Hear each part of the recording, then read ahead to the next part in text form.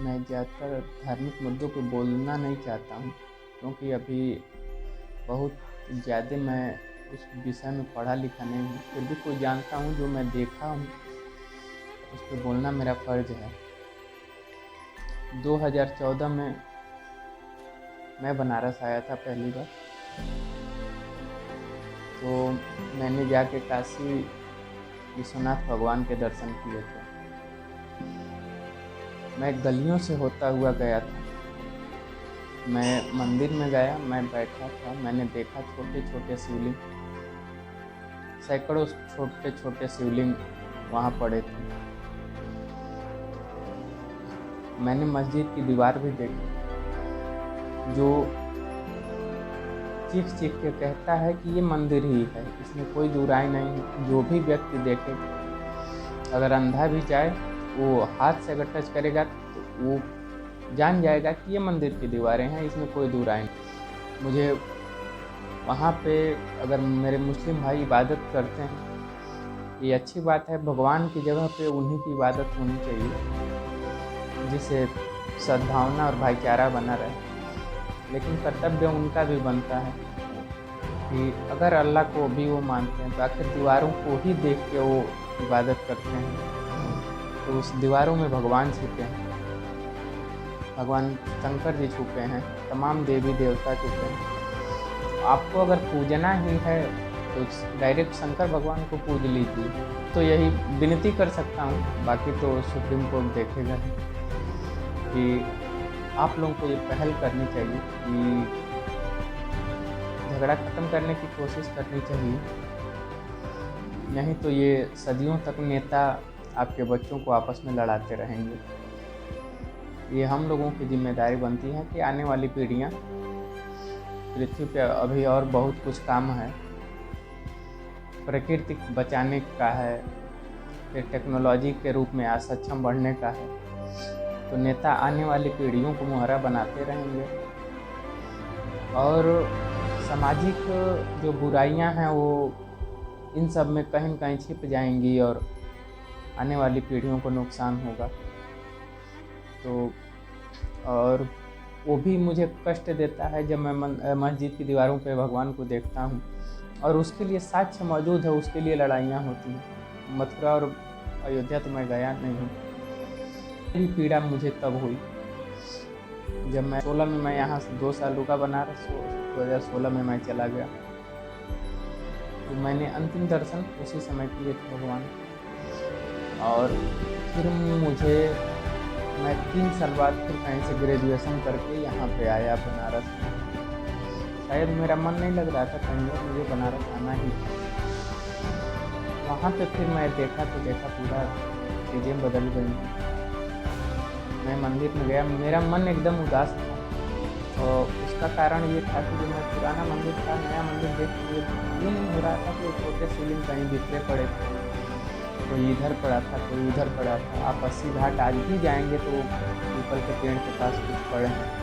कुछ ऐसी जगहों पे शिवलिंग रखे गए हैं कि जहाँ लोग पेशाब कर देते हैं घाटों।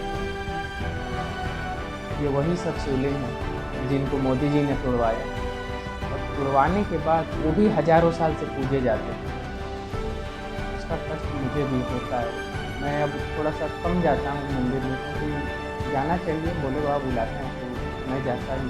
जाहिर सी बात है कि मैं मानता हूँ कि बहुत ज़्यादा हूँ, तो अपना गुरु भी मैं उन्हीं को मानता हूँ, तो मैं जाता हूँ उनके पास।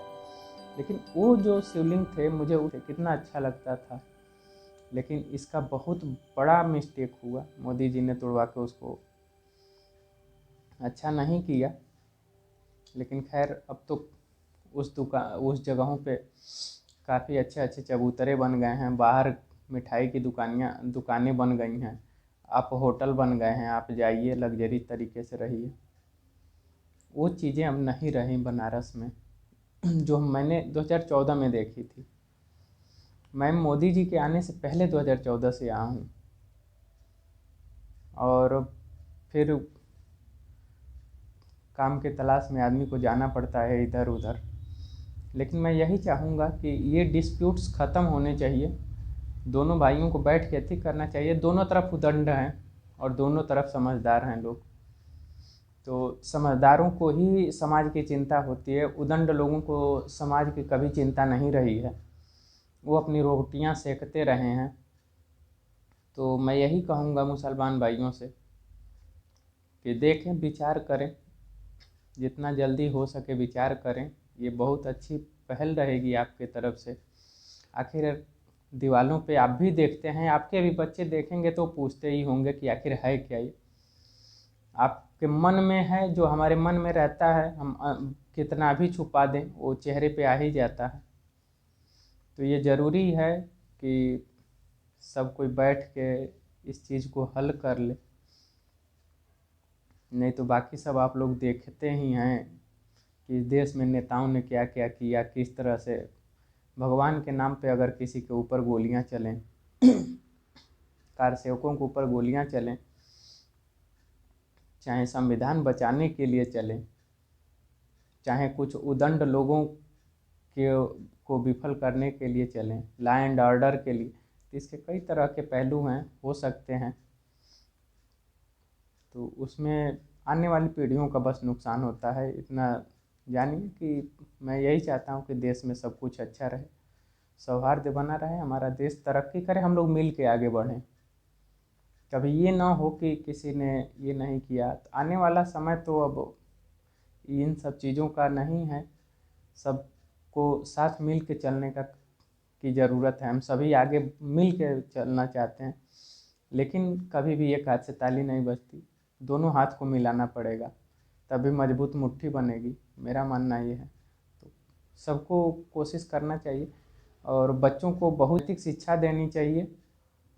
और टेक्नोलॉजी का युग है, पढ़ाई का युग है, और मुझे इस बात का भी विश्वास है, आशा भी है कि मंदिर मस्जिद बनने से उसमें किसी एक जात का प्रभुत्व तो नहीं रहेगा, बाकी निचले तबके तक भी लोग उससे कुछ सीखेंगे, कुछ लाभान्वित तो होंगे, और शायद भगवान में उनको भी हिस्सेदारी दी जाएगी जो हमारे संविधान में है।